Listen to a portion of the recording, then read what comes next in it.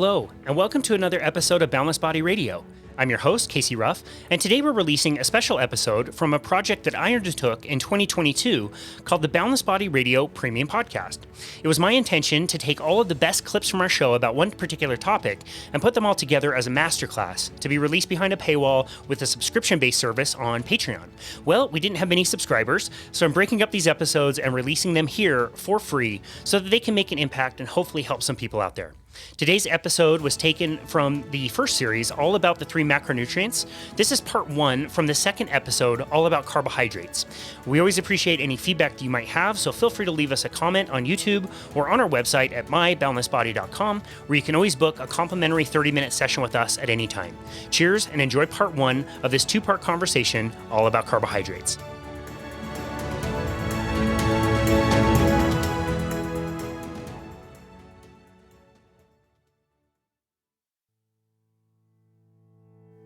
Hello. This is Casey Ruff, and welcome to our second episode of the Boundless Body Radio Premium Podcast.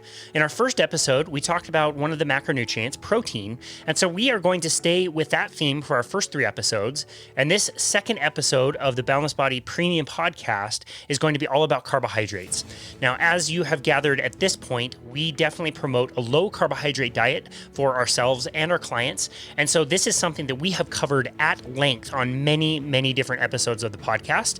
The most challenging part about putting this episode together for the premium edition was really trying to decide which clips were going to be the most relevant, and I think we've done a really good job here putting together some of the really informative clips from world experts, and I think we've really covered this topic at length in this episode, which you are going to hear. We are going to be starting this episode with exclusive content. So this is content that is not found on Boundless Body Radio.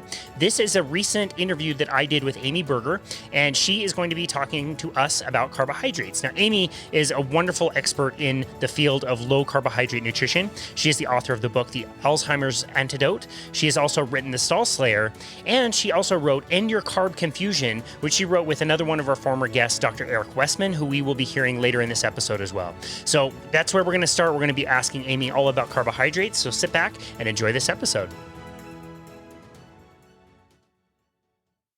Well, in the context of food, carbohydrates are molecules that are found in a variety of different kinds of food, and they generally provide structure. Like in a plant, it might be some of the fibers that actually make up the physical structure and shape of the plant.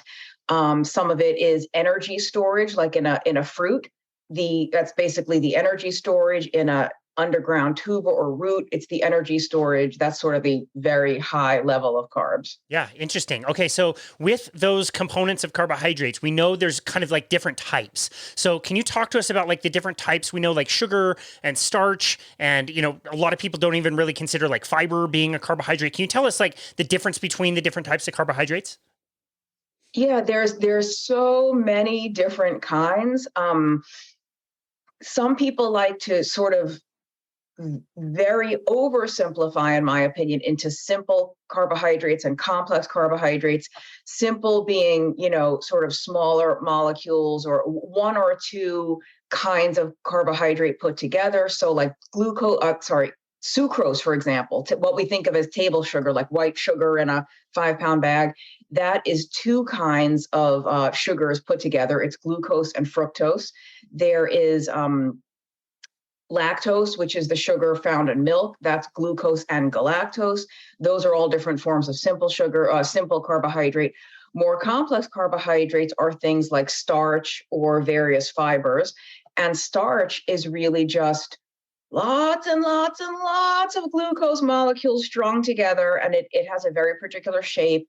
And there's different kinds of starch. There's amylose, there's amylopectin, and it's just the molecular structure, the shape of the molecule is different, and that affects the way we digest them. It affects kind of the impact on blood sugar. There are, like you said, fiber, and there's a lot of different kinds of fiber. Just a lot, so many different kinds that all have slightly different effects. They provide slightly different properties to these different foods that we would eat. Or, for example, like things in beans. The reason beans are so problematic for some people and they cause, gas and bloating and flatulence is because of the particular kinds of carbohydrates they contain. We really appreciate that exclusive content from Amy Berger. She has been around the low carbohydrate space for a very long time, very well respected, and we were so grateful that we could snag her to talk about carbohydrates.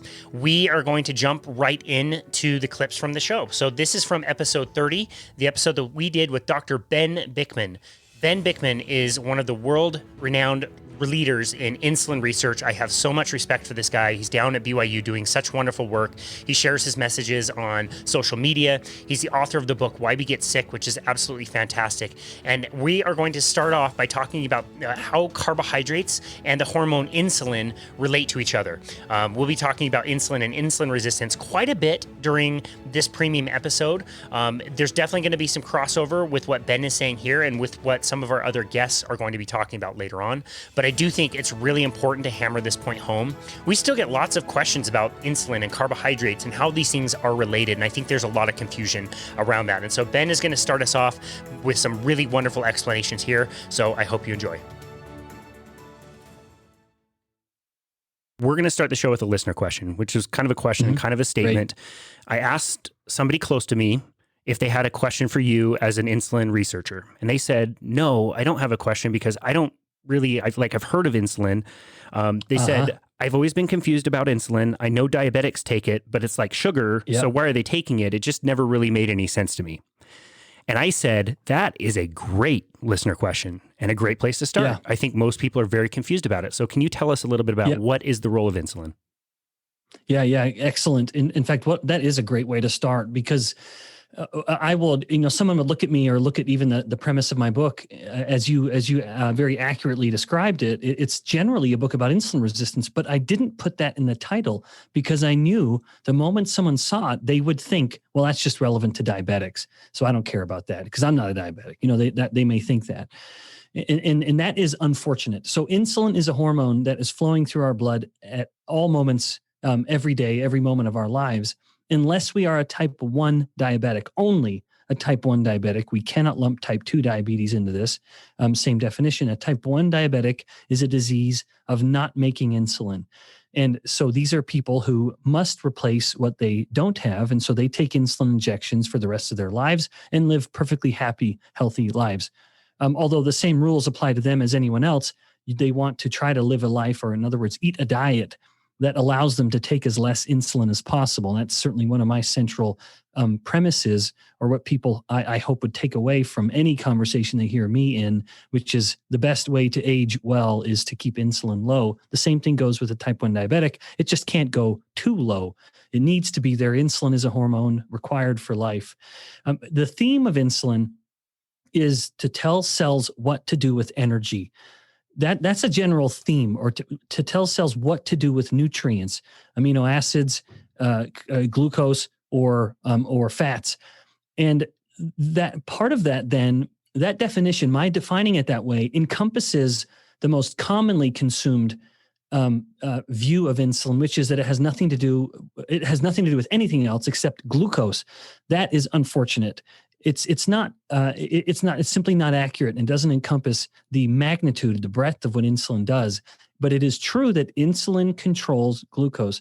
When someone eats a starchy, sugary meal, that will load the blood with glucose, where glucose will start to spike. That is a dangerous situation. And I do mean it is frankly lethal. If glucose stays too high for too long, the person will start to leak this glucose into the kidneys, and that will pull all of the body water with it from the blood.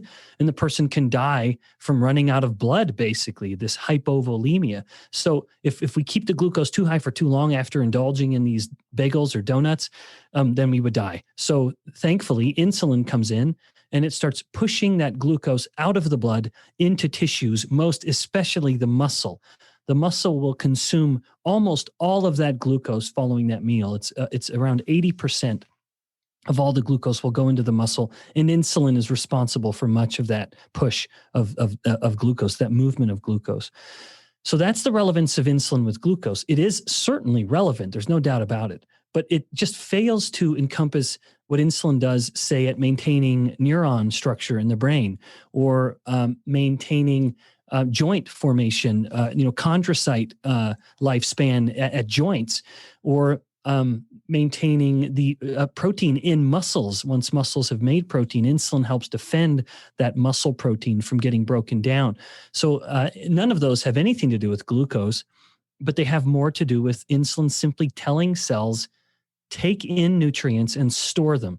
Whether it stores them as energetic molecules like glycogen or triglycerides, or whether it's telling the cell to store nutrients as future hormones, to make hormones from other molecules, or to make structural molecules. In other words, telling a cell to take in amino acids and make structural support proteins, or to make structural or support lipids, fats, to help provide structure to the cell or the mitochondria and other organelles within the cell.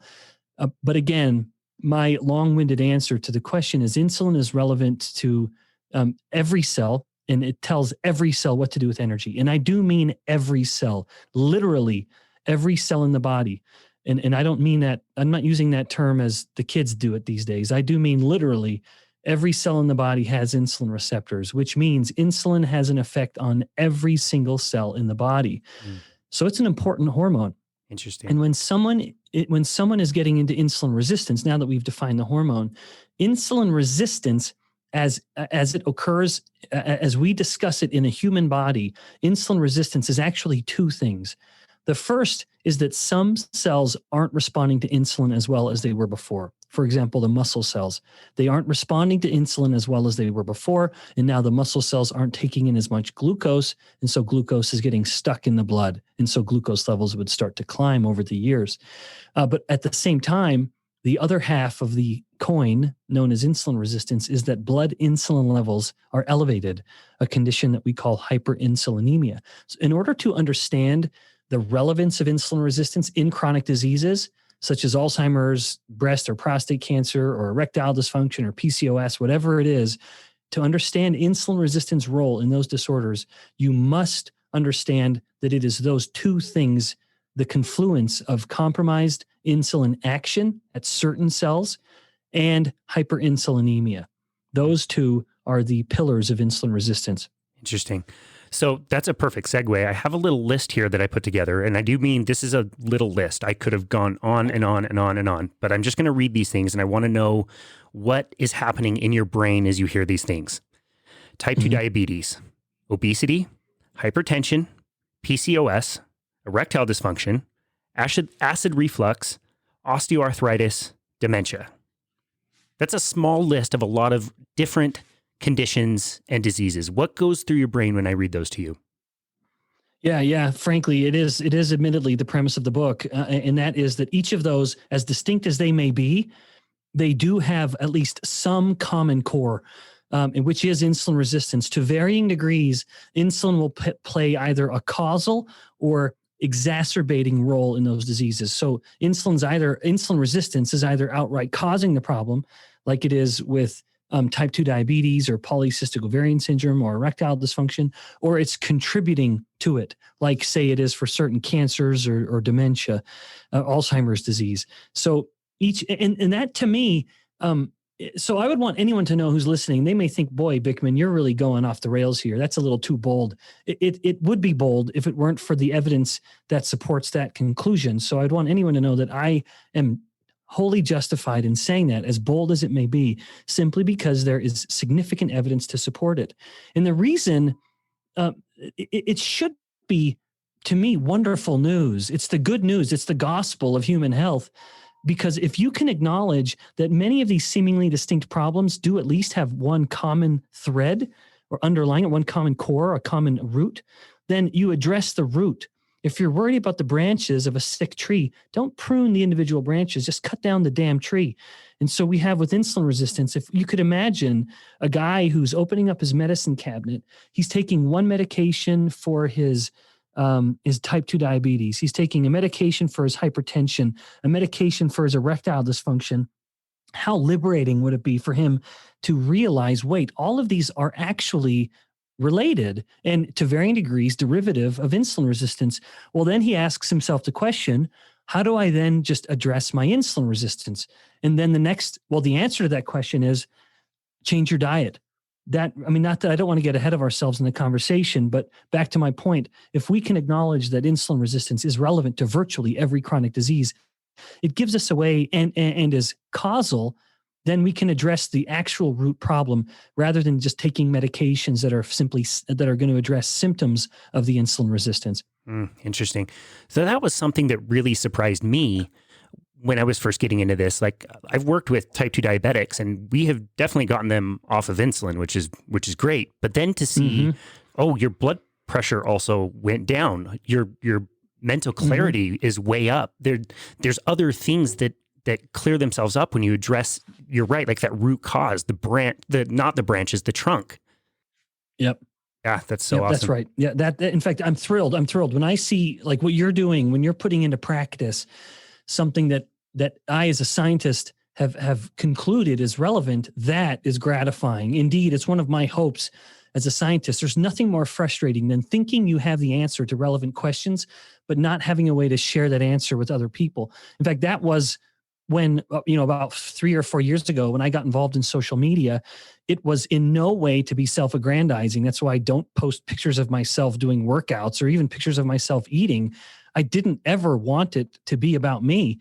And because I hate that kind of attention, I wanted simply to have a platform for sharing answers to questions that I knew people had that I couldn't as a scientist. And so again, my point, where you have a practitioner, someone who's on the front lines or where the rubber meets the road, like what you're doing, where you can take some of the insight that a scientist has found and put it into practice, that is wonderful, because I don't do that. I am simply the guy who's putting some fuel in the engine, but there still has to be that point of, well, the vehicle's not going to move if the wheels aren't on the ground. We need that, and you're playing that part, and I'm glad for that. Well, we're grateful to be getting the information from people like you who are just looking for answers. I mean, we don't care what people eat. I'm not paid whether you eat a steak or whether you eat cereal. I don't care. Yeah. But I do care if you lose fat the way you want to, or reverse some of these chronic conditions. So we just have to find, what works best.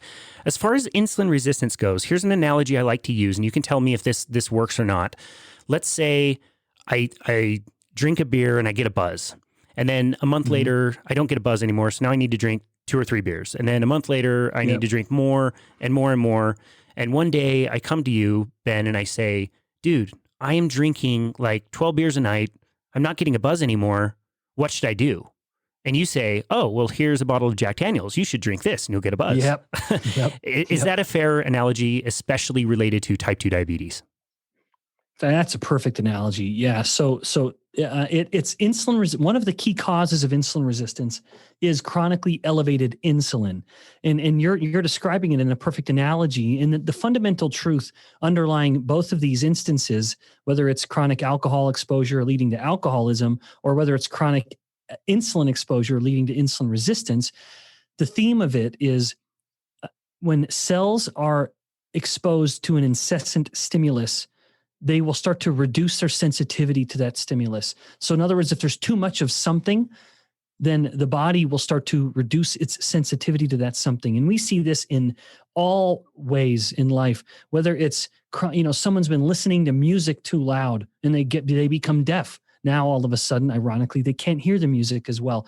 If they've been exposing themselves to some illicit substances like, say, alcohol or caffeine or other, harder drugs, they need more and more of that substance to get the response that they're seeking. The same thing goes with hormones, and insulin is a prime example. Chronically elevated insulin will be contributing to insulin resistance. Now, I'm not going to be so bold to say it's the only factor. Indeed, I don't. I believe there are other relevant factors, but I feel strongly that insulin is a primary part of what's driving insulin resistance. Namely, someone is eating a diet that is, basically it's high in refined starches and sugars, and they're eating every 2 hours because they've been told to eat 6 meals a day. And that is a wonderful way to keep insulin elevated literally every waking moment of the day and even well into the night. That will drive insulin resistance. Interesting. So if we go back to the alcoholic analogy, what would be a wiser thing to tell that person? So the wiser analogy, rather than saying, well, let's just give you something harder, it would be take a break. Take a break from it. And of course, easier said than done in the case of the alcoholic, and maybe easier said than done in the case of the carbohydrate addicted type 2 diabetic. Evidence is growing, incidentally, that there is, in fact, an addiction to carbohydrates, including publication just very recently finding that people are not addicted to fat in any way. It's the carbohydrate that they're addicted to. And we see this in practice. No one is sitting around on a Saturday night or a Friday night about to watch an episode of The Mandalorian, and they say, oh man, I sure would love a plate of scrambled eggs. No, they want something salty and crunchy like chips or crackers or something, or sweet and gooey like ice cream. That is going to be carbohydrate. Sure, it might have fat in it too, no doubt. And fat and carbohydrate together is a wonderful, magical, toxic mix. But regardless, the solution in the case of insulin resistance is turn it down. Turn down the volume here. Give the body a break. Give the cells a break from the incessant insulin, and all of a sudden they will become more insulin sensitive. Are carbohydrates the only thing that increase insulin production? Yes, in general, yes. So if we look across the three macronutrients, carbohydrate, protein, and fat, carbohydrates are without a doubt the greatest stimulus of insulin. But of course, that it encompasses a tremendous range. And I would want anyone to know that when I'm speaking about the benefits of a low carb diet, I am in no way attempting to equalize broccoli with a donut. So there's an enormous spectrum of what a carbohydrate will do to insulin. In general, grains and sugars, of course, will have a significant effect, and vegetables and certain fruits will have a modest effect. That's the general theme, at the risk of needing to get into more detail. Protein will have a modest effect. When protein is consumed on its own, like pure whey, it can have a more than modest effect, where it can be pretty quite consequential, likely. And I think what's relevant there, and maybe I'll finish this and just say fat has no effect. There are some people who say, well, fat does, and there is limited evidence to show that. And the studies that show that there is a statistical increase in insulin with fat, it's when the person has consumed about 500 to 600 calories of fat. And then the little insulin curve at about 2 hours is statistically significant, but I would argue it's meaningless, where it goes from like 5 microunits per mil up to 8 microunits per mil. And so that the statistician says, oh, well, that reached a significant level. And I, as a physiologist, would say, yeah, but that's not meaningful. But nevertheless, I'm going to be bold to say there's essentially no effect to insulin on fat or response to fat. And then protein, there can be. But if you eat that protein with fat, the insulin effect is significantly reduced. And I think that's relevant because in nature, God designed, and indeed I'm a very religious person, so I am going to be bold to say it that way. But if that offended someone, they would just say nature. But I'm not pagan, so I'm not going to say Mother Nature. I will say God designed proteins to come with fat. And in nature, they do. All of the best proteins, or literally every protein comes with fat. And the best proteins for humans are undoubtedly the animal-based proteins. And I do mean that very objectively, quantifiably. Animal proteins beat any plant protein in the world. And that is eggs, meat, and dairy. They are the best protein sources for humans. This has been quantified. There should be no debate on that. Those all come with fat. And so my sentiment with regards to protein is eat it with fat. Next, we are going to go to a bit of a longer clip with Dr. Andrew Oswari, who found a low carbohydrate diet later on in his career and now practices low carbohydrate medicine in practice. We are going to start off by asking a very similar question that we asked Ben, which is related to insulin and related to type 1 and type 2 diabetes. And so he's going to start off by really explaining this point. I think it's awesome, again, to hear this from so many different angles. And Dr. Oswari does such a great job explaining this. I thought this was a great clip. I thought it was really really easy to follow along and understand the science. And it's really important to remember that the question is about type 2 diabetes, type 1 diabetes, but remember what Dr. Bickman said about all the different conditions that really associate with insulin resistance. It's not just obesity, it's not just diabetes. There are so many other conditions that this will relate to. And so keep that in mind as you're listening to this clip.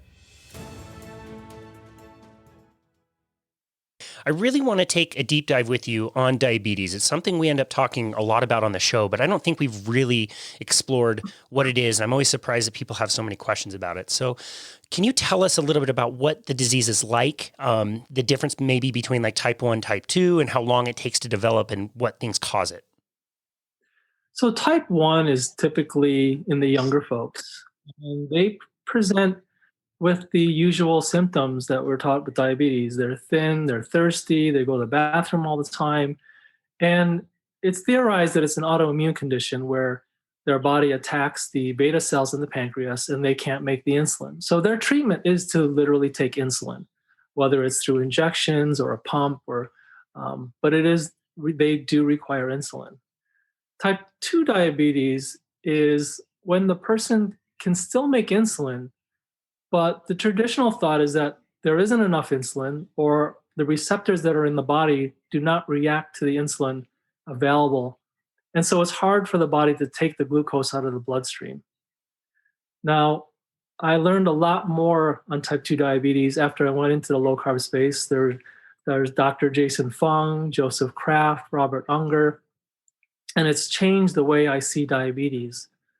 So just for an example, our bloodstream can hold about 5 grams of glucose. That's about a teaspoon and a quarter of glucose. And it's a very fine line. Tiny amount. Yep. Our liver is the first storage closet. I'm going to call it a storage closet that gets filled. So when the body has glucose in the bloodstream and it's getting to the point where it's too much, the body will stimulate insulin. And insulin takes that glucose, puts it in the first storage closet, which is typically the liver. And the liver can hold roughly about 70 to 100 grams of glucose. Our muscles are also storage closets for glucose, but we do have to empty them, and it can be emptied with weight training and HIIT training. And if those are full, there's still glucose available. The body needs to figure out what to do with it. And then insulin starts to turn the glucose into triglycerides, and that gets deposited in our bodies as fat. So when the liver is full, the muscles are full, the fat cells are full, that's when glucose starts to spill out into our blood. And that's when we get the diagnosis of diabetes, type 2 diabetes. Interesting. So type 1, there's no counter kind of hormone to the glucagon. And so glucagon is running amok. It's, using way too much energy and people are going thin. And so if they don't have insulin, they will die. And so inventing insulin was super important. But what you're describing on type 2 is it's like there's no more storage space and there's more things to store. Is that an interesting way to look at it? Is that what you're trying to say? Yeah, it's an easier way to think about it. And as Dr. Fung, his book Diabetes Code says, like your body is like a suitcase and it's full of clothes. And when you're trying to stuff more glucose in there, you have to get more insulin to do it. So you need your wife to hold down the suitcase while you're shoving something inside, and you just need more people to do that. Well, it's the same with the body. When your storage places are full, you need more insulin. And so not only do you have hyperglycemia, which is high glucose, you also have hyperinsulinemia, which is also a driver of disease. I'm glad you brought that up. I was just going to ask you, what are some other things that associate with type 2 diabetes? Like when that is starting to come about, what other things do you typically see? Cardiovascular is probably one of the, if not the highest. So we're talking about things like stroke and heart disease and heart attacks. We're talking about end organ damage like the kidney failure, the eyes with retinopathy and blindness, hypertension. Those are some of the drivers. And now even more recently, obviously, is the COVID-19, where those that are obese and diabetic with hypertension, cardiovascular disease, they have much, much, much worse outcomes. Mm. Interesting. I'm glad you brought that up. I'm glad you brought up the suitcase analogy. I think that's a really good one. And I would think like, okay, well, if I've got the suitcase that's getting full, maybe I should stop putting clothes in. Like take a shorter trip. Like don't need as many clothes. Don't put as many clothes in the suitcase. So why don't we take that same approach in medicine typically? Right. I'm gonna plug Dr. David Unwin. He's from the UK, and he's doing just amazing work as far as writing up papers and explaining things. He has a great. If you've ever looked at infographics, just Google Dr. Unwin infographics, and it'll come up with these great graphs and how many teaspoons of sugar on each thing. And so I'm just going to do an example of a breakfast. Like, let's say a third cup of cornflakes has about 8.4 teaspoons of sugar, which is 33.6 grams. Then you have a banana, which is 24 grams. Apple juice was 36 grams. A slice of toast was 22.5 grams. So now right there, just for that breakfast, we're talking about 116 grams of sugar. Or if you divide it by 4, it's about 29 teaspoons of sugar. Wow. Now you have to find a place for that in your body just from breakfast alone. And of course, 2 hours later, we're going to be hungry. So we either have our crackers, fruits, nuts, or a granola bar or a protein bar. And then, our liver and body just fills up with sugar very quickly. Wow. What you just described wasn't even like a piece of cake and a soda. That was a 1990s part of this complete breakfast. Like that was considered healthy food 20, 30 years ago. Exactly. Still is too. I mean, bowl of oatmeal with blueberries and bananas and maple syrup. It's still quite common. That's crazy. That's so crazy. So you described the person getting hungry again and needing a snack. So tell us how that relates to insulin and what that's all about as well, because I think that's super important. Yeah. So our insulin, our bodies take about 4 hours after a meal for our insulin to go back down to, I'm not going to say zero, but to a normal level. And so when we continue to feed the body every couple hours, there was one book that said there were some people who were eating 10 times a day. Our insulin level never shuts off. And so when insulin is available, it is building. It's called anabolic because it builds things. It builds muscle, it builds fat.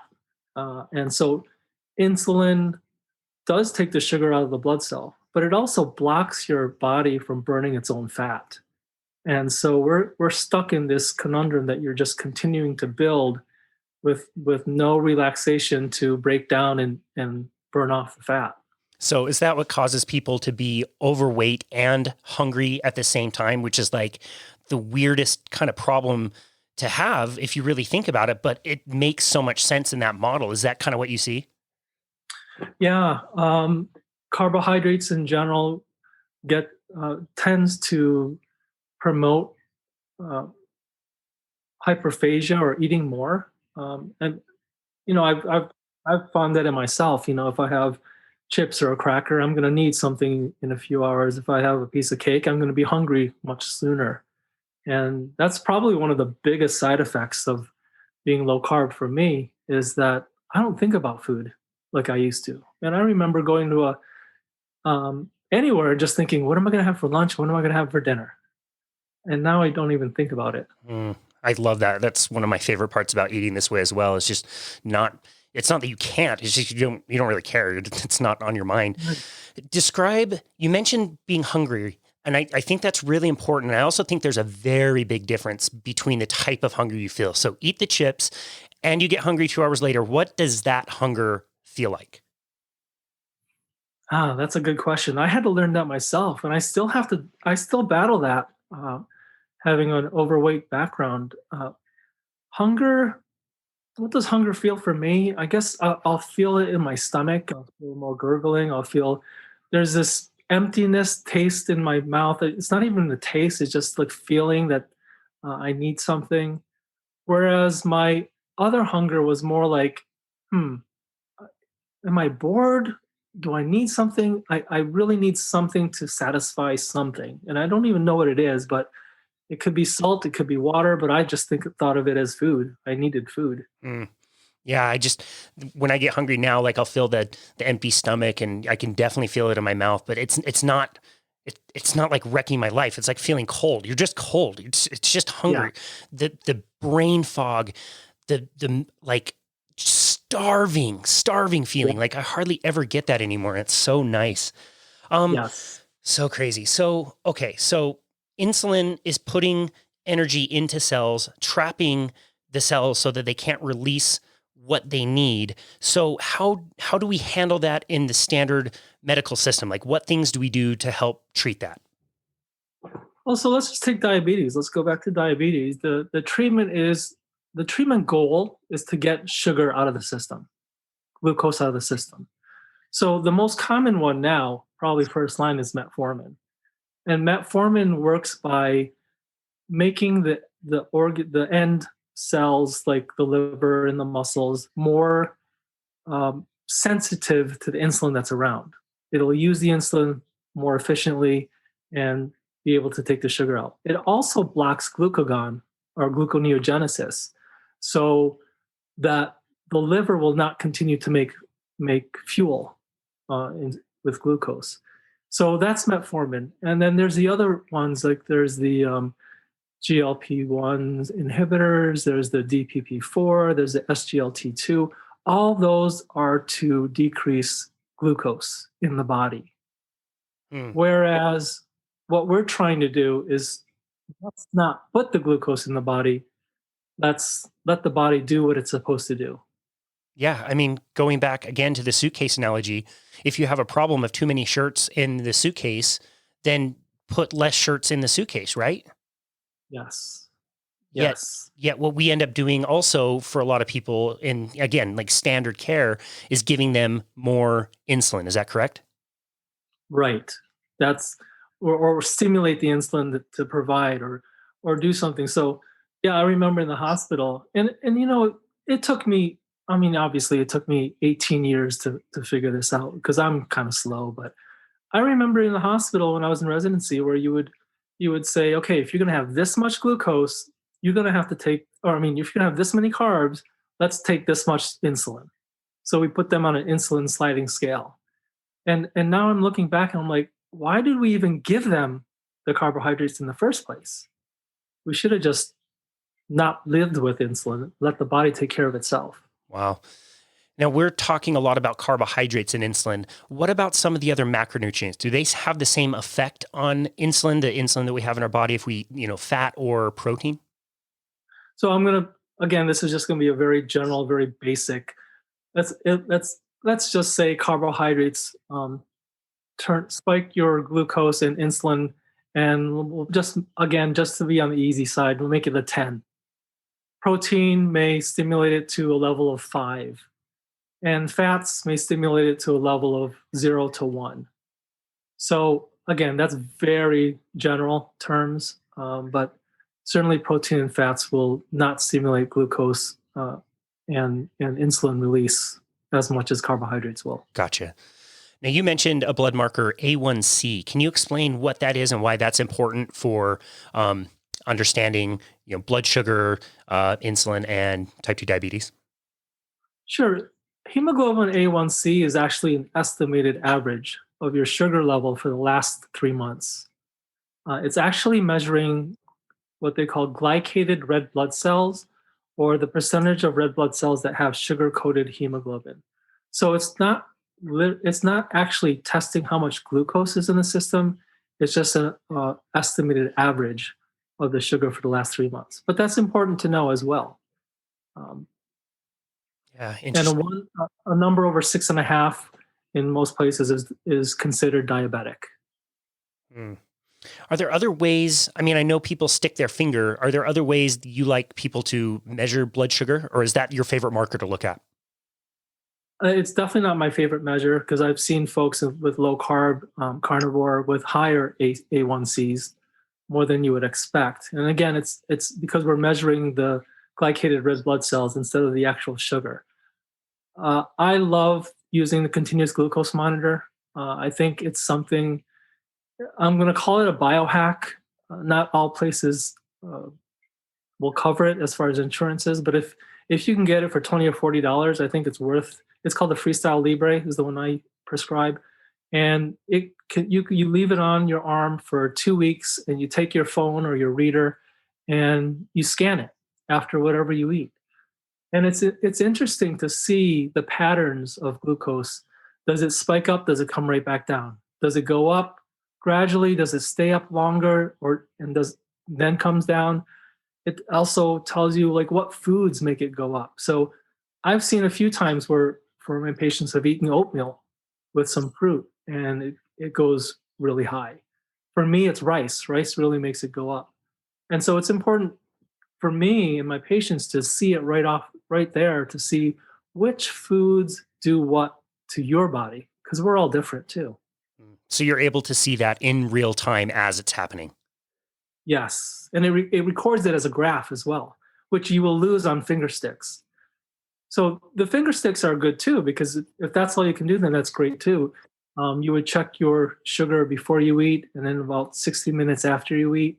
Roughly, that's where the spike occurs. But I do remember, like for myself, I remember when I was first doing this, and I had movie popcorn, which is horrible, right?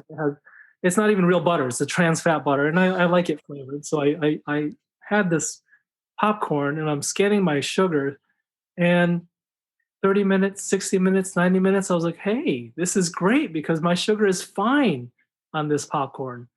Hour and 20 minutes, then I start seeing it start to rise. And I peaked at about 3 hours. And if I would have used I would have lost it. I would never have seen that. I would have never guessed that. Yeah. Wow. That's crazy. I've used this analogy on the show before. I got a new car a few months ago. My old car wouldn't tell me what my fuel economy was. And so when I went to the pump to fuel up, I would just kind of reverse engineer it and say, okay, I put in 12 gallons. I went this many miles. This was my average fuel economy. But that doesn't change my behaviors real time. My new fancy car, it shows me real time what my fuel economy is. And I find myself very easily like self-correcting things, easing off the gas a little bit to see if I can get that number to go higher. And it's so helpful to see it real time, because I've learned like what behaviors I'm doing as I'm driving is actually truly changing the fuel economy as it's going. And I'll use that example to kind of explain to people what a CGM is and how useful it can be to see that data, because oftentimes do you notice that people are correcting on their own? Absolutely. Oh, I love that analogy. That's great. So we really appreciated that insight from Dr. Andrew Osuwari. I think he did a great job explaining those mechanisms behind carbohydrates and all the different diseases that they can cause.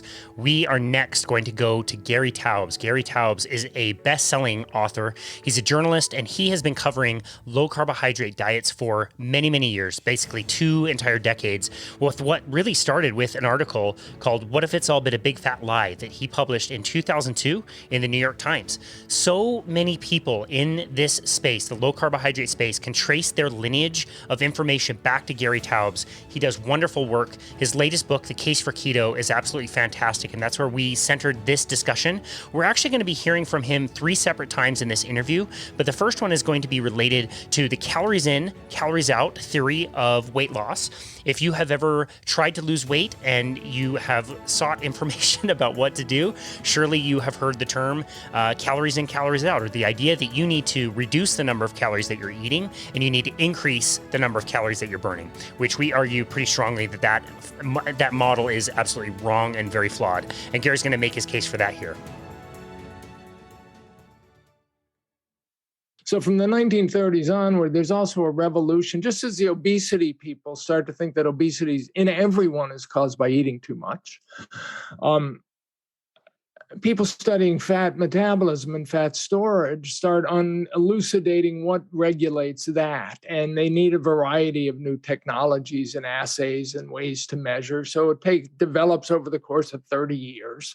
And by the mid-1960s, it's clear that the hormone insulin, is a principal regulator of fat storage. So every hormone to some extent will affect fat storage, that balance of the 20 calories that we're talking about that you might store in excess all day, because hormones are telling your body to do something. flee or fight, procreate, eat, sleep, get warmer for the cold weather, sweat. I mean, they do everything. They're the signaling molecules the primary signaling molecules in our body. And because they're telling your body to do something, they tell your fat tissue to release fat into the bloodstream so that fuel will be available for this thing you're going to do. And actually, it's kind of cool in the 50s, researchers, when they finally could measure, it's called fatty acids in the bloodstream, they realized that if they gave animals or humans adrenaline, their blood would fill up with fat because the adrenaline is telling them again to flee or fight. That's your primary response hormone there. And it's making the way they saw it is it's making the fuel available. So like if you see a lion and you get this burst of adrenaline, and you're going to run away from the lion, you'll have enough fuel available immediately to continue running long enough to survive, basically. So that was the idea. The one hormone that works opposite to that was insulin. So insulin was a hormone that you secrete in response to mostly eating carbohydrates. Insulin is secreted in response to your blood sugar going up in your blood. And it turns out that there are a lot of different ways that insulin is the way it was phrased in this famous 1965 lecture was the principal regulator of fat metabolism. So basically, when insulin goes up, it's telling your lean tissue and organs to burn blood sugar. You secrete it in response to your blood sugar going up. And high blood sugar is toxic. So the insulin is telling your cells basically, look, burn this blood sugar, just take it up, burn it, let's get rid of it. We got to keep it under control. Blood sugar is rising. We got to burn it.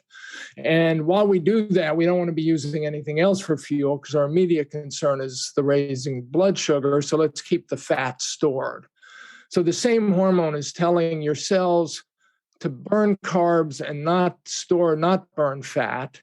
And it's telling your fat cells to store fat. And the way it does it is it upregulates a particular enzyme called LPL that takes fat into the fat tissue, and then it shuts off or inhibits an enzyme called hormone-sensitive lipase, HSL, that breaks the fat down normally and lets it escape into the bloodstream. So as long as insulin's elevated, you're storing fat, burning carbs, storing fat. And all of this is happening while researchers are learning about this condition called insulin resistance, which also took until the 1960s to really measure and identify. So it turns out that if you've got type 2 diabetes or you're overweight or obese, if you've got type 2 diabetes, that's a disorder of insulin resistance. So your cells are not properly responding to the insulin that's being secreted. So as a result, you secrete more of it. And as your insulin is elevated, your fat cells are storing fat. This is all textbook medicine, which is kind of what was so stunning about my research is nobody ever denied any of this. It just wasn't considered relevant to weight loss or weight gain because we knew what made people get fat. They ate too much. We knew what would make them lose weight. They had to eat less. So all this science of fat metabolism and the physiology of adipose tissue, fat tissue, and all this beautiful science was considered irrelevant. The way I phrased it recently in an article is as though researchers decided that the science of fat accumulation had nothing to do with the science of excess fat accumulation, because we know what causes the excess. People eat too much. So what I do in my books, the case for keto is basically if you want to get the fat out of your fat tissue and burn it, you have to lower insulin levels. And for many people, they might have to minimize their insulin. And the way you do that is to avoid carbohydrates and replace those carbohydrate calories with fat, because fat is the one macronutrient that doesn't stimulate insulin secretion, at least in the short run. So the case for keto is basically saying, look, there's a large subset of people that might be, from the overweight to the obese, who, if they want to achieve and maintain a healthy weight, and the maintenance is crucial, they don't do it by eating less or eating low-fat diets or purges or, vegan diet. You've got to target insulin and insulin's effect on fat tissue, and you end up with this idea of, the way to do that is to avoid carbohydrates. So you've got a theory that says, look, carbohydrates are literally fattening. Wish it wasn't true, and it's not true for the people who, like the lean people, they can eat them. The rest of us can't. So we are going to skip ahead to a different part of the interview with Gary Taubes, where we talk about some of the other points that he makes in his fantastic book, The Case for Keto. If nothing else, this was a viable hypothesis that the principal regulator is insulin. If there's any insulin in the circulation at all, your fat cells are going to hold on to fat. Therefore, there should be a carbohydrate insulin model saying, look, we get fat because the carbohydrates in our diet. And all of this was until the 1960s. The conventional wisdom was that carbohydrates were fattening. Every woman knew this. That was a line that I quote in every one of my books from the 1963 British Journal of Nutrition article written by one of the top 2 dietitians in the UK. And the first sentence was, carbohydrates are fattening. Every woman knows that carbohydrates are fattening, something like that. This is a piece of nutritional wisdom that no one would dispute. They go on to dispute it. But the fact that was a conventional wisdom until then. And in the 1960s, they actually learned why this could be true. And then they never study it because they know why people get fat. They eat too much. Yeah, it's bonkers. Why they couldn't even question it, explore it. It's absolutely crazy. It's so crazy. Yeah. Then there was another thing, getting back to Ansel Keys just for a second. See, that once we embrace the idea that dietary fat caused heart disease, then the idea is we have to eat low-fat diet. So we replace the fat with carbohydrates. So the carbohydrate, which until the 1960s had been considered uniquely fattening, after the 1960s was seen as heart-healthy diet foods. So now, if you examine this possibility that carbohydrates are fattening through their action on insulin, well, you can't do that because we're telling everyone to eat carbs because we think fat causes heart disease. So, and this is the problem with embracing these hypotheses before they're rigorously tested. And once you do, you lock yourself into a whole way of thinking about a whole host of things you never imagined.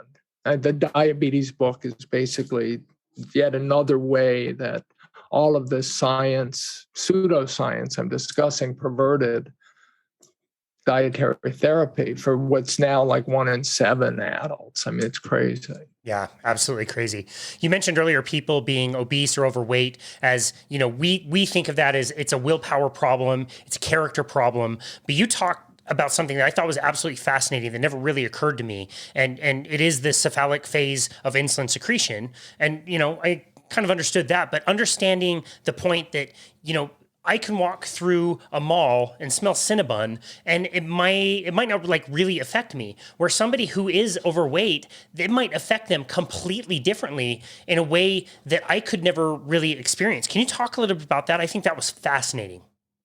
Okay, so there is this concept called the cephalic phase of insulin secretion. You could think of it as the term we're used to think about is Pavlovian responses. So Pavlov's this Russian scientist in the early 20th century who demonstrates that he could train his dogs to associate the ringing of a bell, I think it was, to eating, and then he could ring the bell and the dog would start to salivate. So this is a Pavlovian response. The salivation was preparing the dog for eating, which he now associated with a different phenomenon entirely. So it turns out our bodies do that in a host of different ways.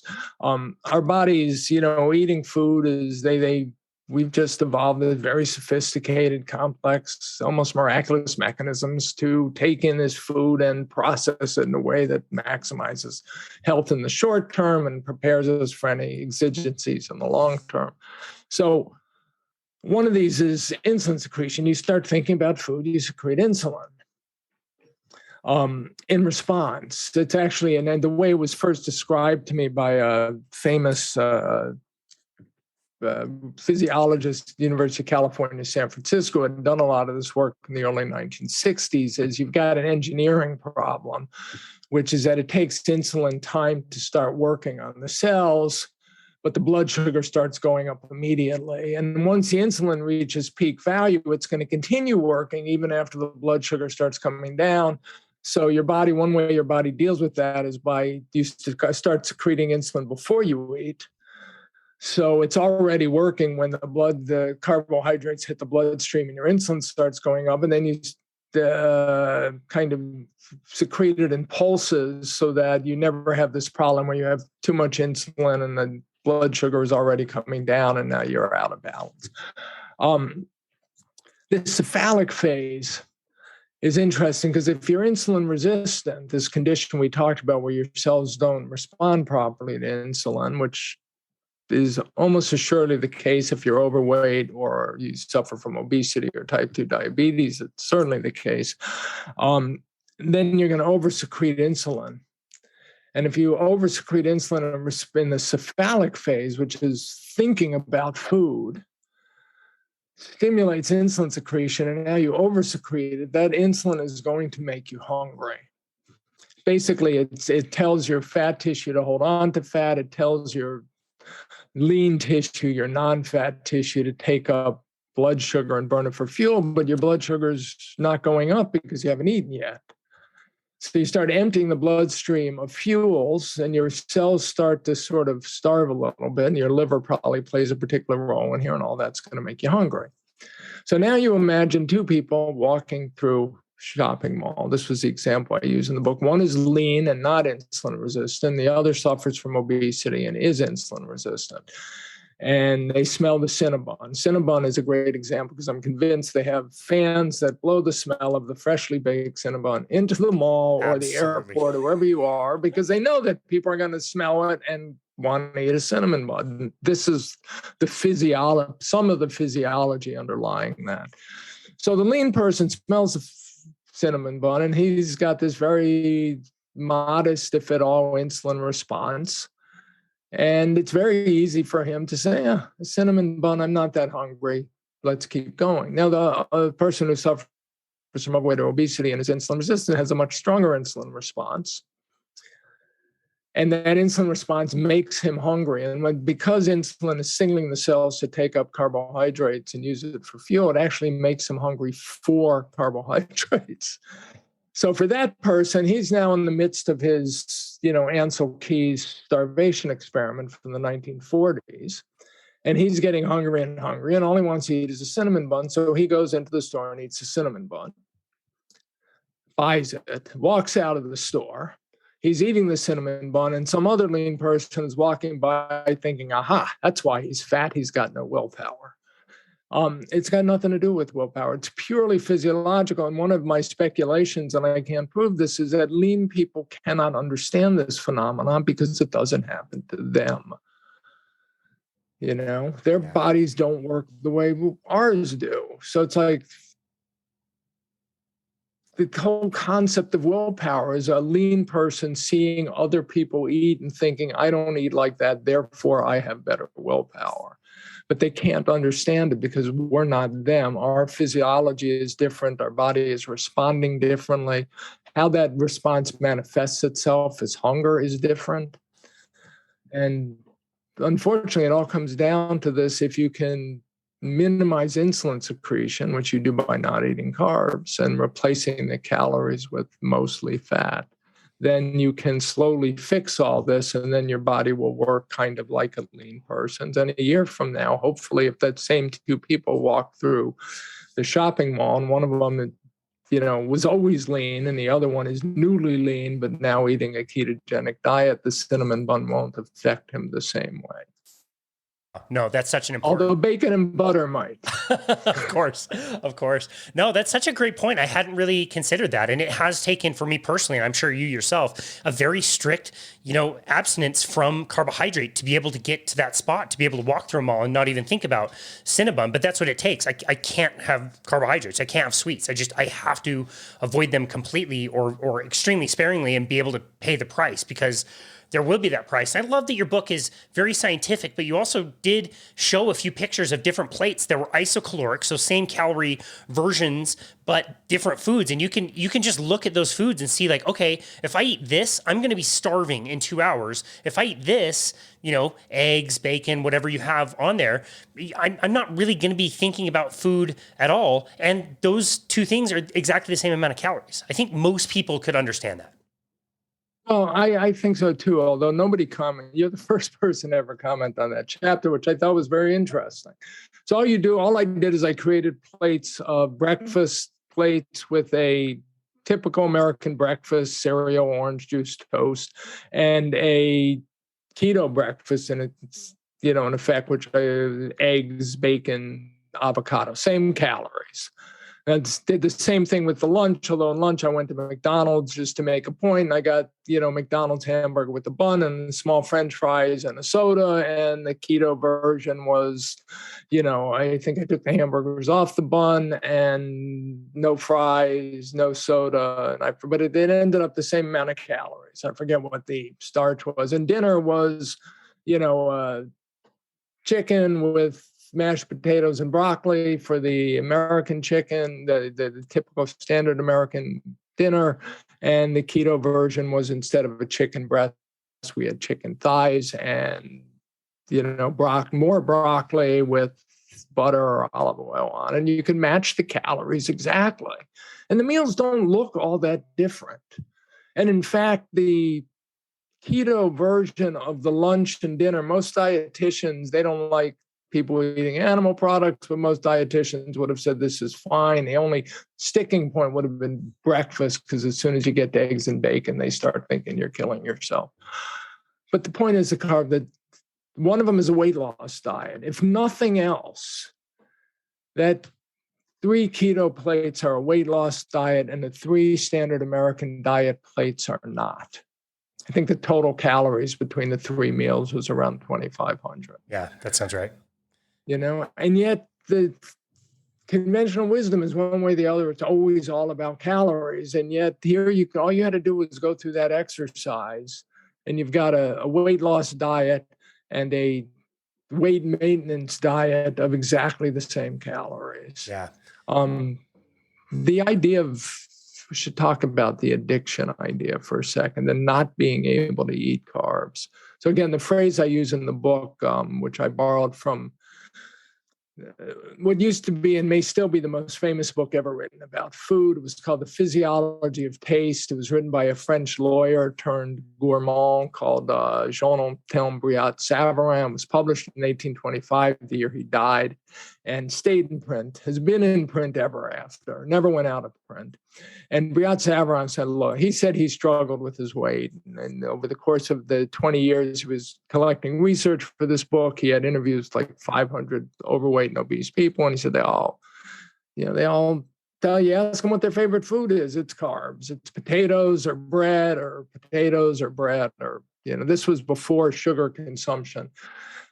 Sugar was inexpensive, so he didn't talk that much about sugar, because in the early 19th century it was still kind of a luxury. Although he said, so his conclusion is that people he called it the farinaceous elements of the diet. Farinaceous meant starchy.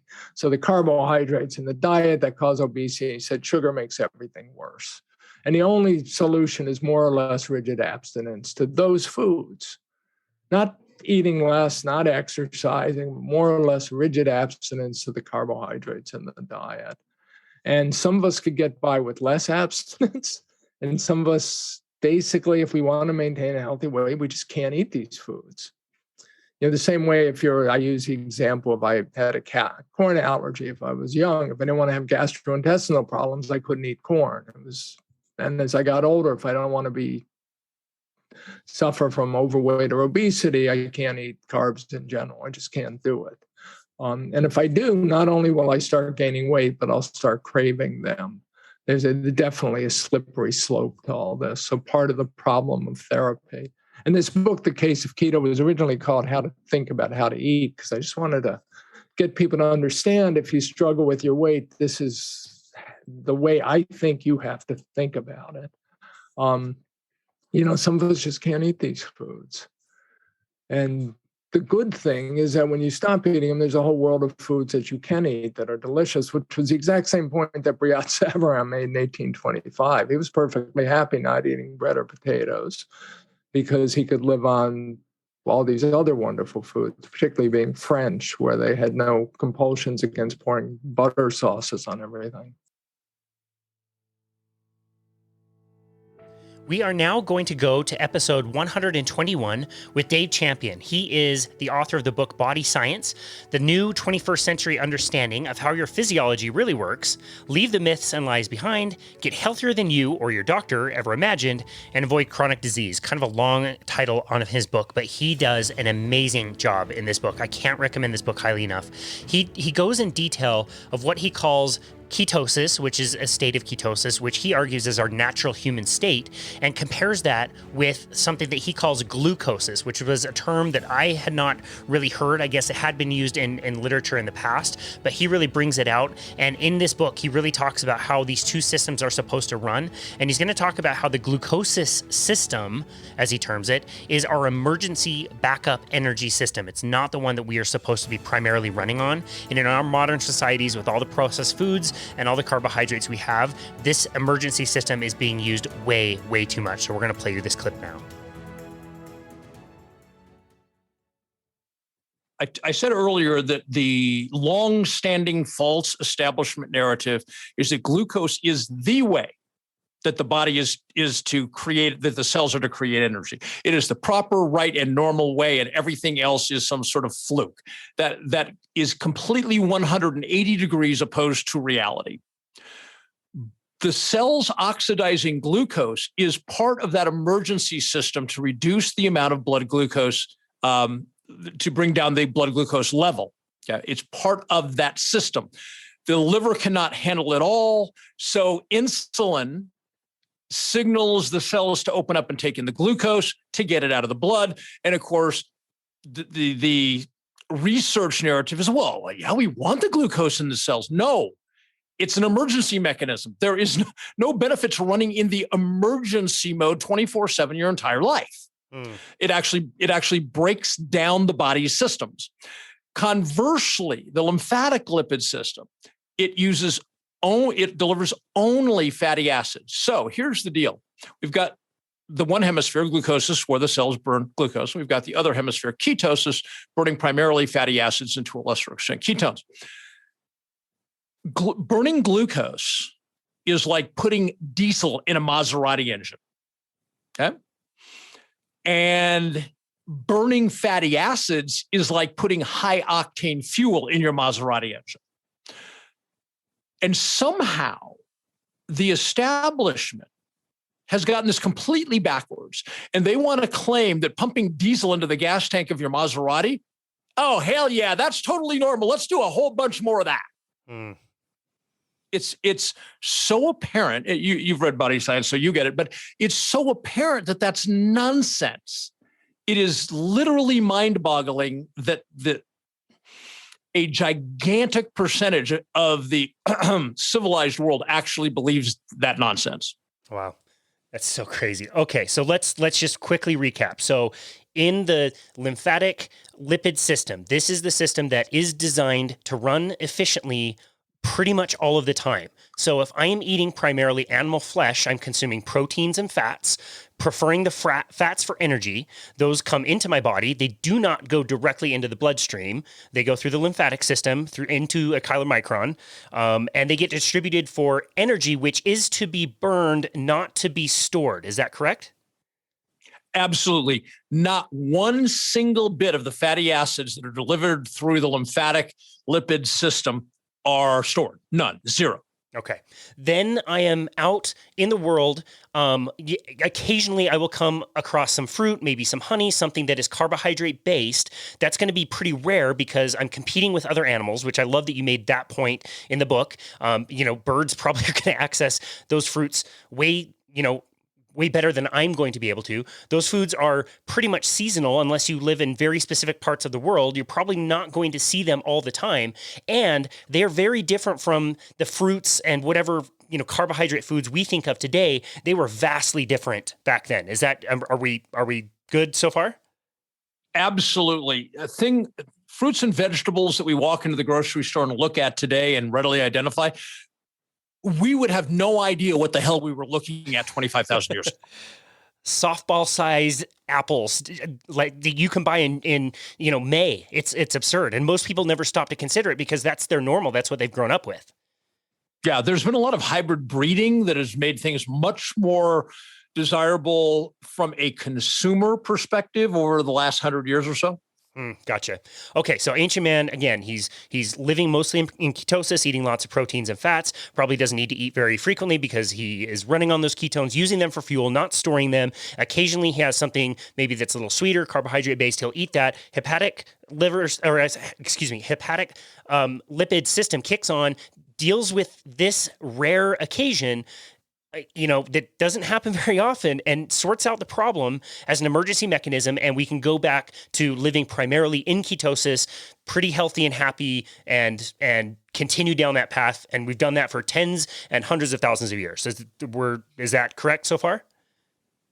Yes, I do want to highlight one point where you talk about, okay, so he stumbles across some stuff that's sugary or high carb, and the hepatic lipid system kicks in to resolve that. And then he never does leave ketosis, by the way, when that happens, because it's such a momentary event that it doesn't change his physiology. His cells still only want fatty acids. It takes some period of days in order to flip back. Okay, but the important point I want to make here is that incident, he stumbles across, we'll use honey because since you mentioned that, although that tends to be more of a fructose issue, but nevertheless, we'll use that as an example. And so his blood glucose goes up, the hepatic lipid system kicks in and resolves that. That did zero damage to his body. Now, the reason I bring that up is what the standard American diet does, and what vast majority of Americans and probably people in the Western world generally do, is they require that emergency hepatic lipid system. They require that to run every single day, multiple times a day. It is the norm, this emergency system that man's genetic coding intended to have used once in a blue moon. They make it run constantly for their entire lives. And then the body gets worn down by that. And finally, by the time you're in your 40s, 50s, 60s, on comes the chronic disease. And that really is a manifestation that the body simply cannot cope with the ongoing abuse any longer. Wow. Okay. So you mentioned a few points in time that are very important to understand how we got to where we are today. And I'd like to get into that. We have talked to a few paleoarchaeologists like Dr. Bill Schindler, Dr. Mickey Bendor. They talk about how our brains are now smaller than they used to be. We used to be taller. We used to have really strong bones, wide teeth, essentially like very, very healthy as human beings living in that particular state. But there were a few really, really important events that happened. One about 12, maybe 15,000 years ago. Can you talk about what happened that started us down this path of running that emergency system all the time? Yes, it is called the first agricultural revolution. And essentially, that we can simplify that and say humans learn how to cultivate, how to farm. And virtually anything that grows out of the ground, a plant, is carbohydrates. Okay? So about 12,000 years ago, the trajectory of what we ate began to change. As you can imagine, if I say it started 11,000 years ago, I'm sorry, 12,000 years ago, 11,000 years ago, the change was very minor. And with time and learning more how to cultivate, how to farm, the percentage of carbohydrates in the human diet gradually increased. Now, we get into about the 19th century, and this is where things change dramatically. That is the second agricultural revolution. And this was, I get that the British thought that they were doing a great thing when they learned how to exponentially increase crop yields. they didn't understand what they were really doing, what the consequence was. Nobody understood back then because we didn't have the science. And it had happened so gradually that the change in human physiology was unnoticed generation to generation. And then, of course, then we have the beginning of the 20th century and what I have dubbed the third revolution of bringing carbohydrates to the table. That is where science started taking things that were grown, taking them into a laboratory, creating things never before known to humankind, and saying, look what we did. We processed this, and now it's even better than it ever was. And perhaps for the taste buds, that might be true, but physiologically, it took the damage to a stratospherically new level, which is why, if we go back before the 20th century, say to the late 1800s, heart attacks were virtually unknown. And doctors had to travel many, many, many states away, which was arduous back then, right? They had to travel just to take a class about this weird thing called diabetes, because most doctors had never met anyone with diabetes, no less had a patient who was diabetic. So they had to travel to go to these classes to it wasn't even taught in medical school. They had to go to these classes because that was the only way to get the information. That tells you how incredibly rare, if there was no heart attack, almost no heart attacks, heart disease was incredibly rare, diabetes was virtually unknown. And so then we transit into the 20th century with this industrial produced food, where they take what grows out of the ground and then they process it. And all of a sudden, this eventually, by the time we get to the 1940s and 50s, we have this epidemic that Ancel Keys was supposed to address. So you see the timeline all the way from 12,000 years ago to Ancel Keys and his corrupt research, resulting in America adopting the completely wrong, inaccurate dynamic. You mentioned processed foods. I'm thinking of three in particular that stand out as probably the most damaging. The first you mentioned, which is grains. When we increased our yields of grains, that was inherently a very bad thing. Second thing I would think of would be the refinement of table sugar. We learned how to get it from beets. Is that correct? What's that? We learned how to get sugar from sugar beets. Is that where we started to get more sugar in our diet? We learned how to refine it and increase the yields? Sugar beets and sugar cane. Okay. For instance, Alexander Hamilton was born on a small Caribbean island where they had slaves producing sugarcane. Yeah, that's right. Okay, so those are the two. The third I'm thinking of right around, the beginning of the 20th century would be vegetable oils. Crisco in 1911, first hydrogenated fat that came from cottonseed. Would that be the third highest offender in your opinion? Yes. Vegetable oil has been the scourge of modern, we'll say post-World War II, just to give it a finite time frame. It has been the scourge of public health, and not so much the obesity. That's more the other starchy, grainy processed foods. It has been the scourge of the public's health in terms of cancer. Science has known since the 1970s that a diet heavy in vegetable oil produces a 300% increased risk for colorectal cancer and a 200% increased risk of cancer, all cancers across the board. And yet, knowing that as early as the 1970s, in the 1980s, the United States government said, Ancel Keys says saturated fat will give you heart disease. So eat this, we all know this phrase, right? Healthy fats. Now, also, I think an important thing for people to realize is the term vegetable oil is one of the biggest scams in modern consumer history. Thank you. with the exception perhaps of things like avocado oil or olive oil, that's not vegetable oil at all. When you walk down the aisle at Walmart, I actually did a video about this one time where I filmed this, like, I don't know what it was, like 25 feet of a 7-high-foot rack filled with stuff saying vegetable oil on the label. Okay. And not a drop of it is from vegetables. It is oil industrially removed from nuts and seeds and grains.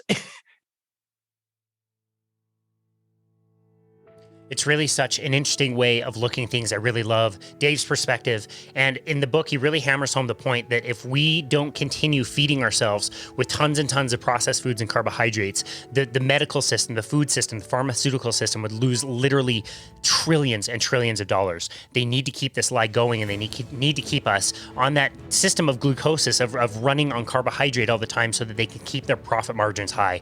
It's really sad, and we so appreciate him and his work. We are now going to go back to Amy Berger, but this was back in episode 47, one of our very first ones, and we're going to let her do what she does best, which is clarify confusion around carbohydrates. Yeah, this the book that I co-wrote with Dr. Eric Westman, who actually trained directly with Dr. Atkins back in the day. It's called End Your Carb Confusion, and it is the book that I would want if I was new. This is the simplest, most down-to-earth, plain English guide as to why to do low carb, how to do it, who should do it. I mean, frankly, not everybody needs a low carb diet, but and it's funny you were saying, talking about all the meal prep and all this advanced stuff and the tracking, and our book is like the opposite of that. We make it very clear that you can do this on any budget. You can, if you want to buy all grass-fed, pasture-raised meats, that's great. If you can't afford it, if all you can afford is that tube of ground beef that they sell at the discount store, that's great too. And you could even, if you don't cook at all, you can actually be perfectly successful, dining out or getting takeout or even fast food for every meal, as long as you know what to order. And so in terms of getting started, the number one most important thing, and the thing that actually makes this way of eating effective, the thing that makes all of these fundamental primary changes inside you, is keeping your carbohydrate intake really low. Everything else is secondary. People worry about, should I have MCT oil? Should I fast? Should I do this? Should I do that? What about putting butter in my coffee? All of that is meaningless unless you're doing the single most important thing that actually makes this way of eating work, and that's just keeping your carb intake really low. Is that why you called the book End Your Carbohydrate Confusion rather than calling it just keto something? I've heard you answer this question before, and I think it's really interesting. Yeah, we purposely kept the word keto out of the title because our book is not just a keto book. Our book has 3 different phases of carbohydrate intake, because not everybody needs a strict keto diet. And we actually have a checklist that walks, depending on your answers to the questions, it points you to a level of carbohydrate intake that's appropriate for you. And of course, many, many millions of people really will do best at the ketogenic level, at least to start. But what we try to do throughout the book is end the confusion. Why do so many people have such problems when they eat too much carbohydrate? Why do other people not? Why do we all have friends and family members that can eat tons of fruit and pasta and bread and they're fine, and we can't? And we talk about why to keep these things to a minimum in your diet. What happens in your body when you eat too many of these things, and what happens when you start cutting them out of your diet? And besides clearing up that confusion, why can some people eat more carbs and others can't? The main goal of the book is to clear up confusion about how to do this way of eating and how to basically make it your life, make it not not your obsessive, but make it the way you eat for life. Make it, it's not a diet. It's not a thing you go on for 6 months and you lose weight and you go back. It's how do you do this for the long term? And that's why we, besides just the keto portion, there's these other levels of higher carb intake where you might be in a situation where your health is so severely compromised, or you're looking to lose so much weight that the strictest approach is best for you. You know, maybe you're looking to lose 100 pounds or more, or you have diabetes or something. And so being really strict is probably best. But what happens when you get closer and closer and reach your goal? Okay, you've lost the weight, all the medical problems you had are gone, you're off the medication. Now what? Do you need to keep eating super strict keto for the rest of your life? Or might you have room to have a sweet potato, or to go to your favorite Mexican place and have the rice and beans? And so we try to kind of answer all those questions, and we try to do it in a way that is entirely scientifically sound, but it's plain English. It's readable. You don't need a PhD to understand it. And yeah. Thank you so very much for listening to this special episode taken from the Boundless Body Radio Premium Podcast. If you haven't already, please follow our show on Apple Podcasts and be sure to leave us a rating and review on that platform, as it is the best way to continue to get our message out to new people all over the world. And as we said in the introduction, feel free to book a 30-minute complimentary session with us on our website at myboundlessbody.com so we can discuss your health and fitness goals and help you come up with a plan. Thank you so very much, as always, for listening to Boundless Body Radio.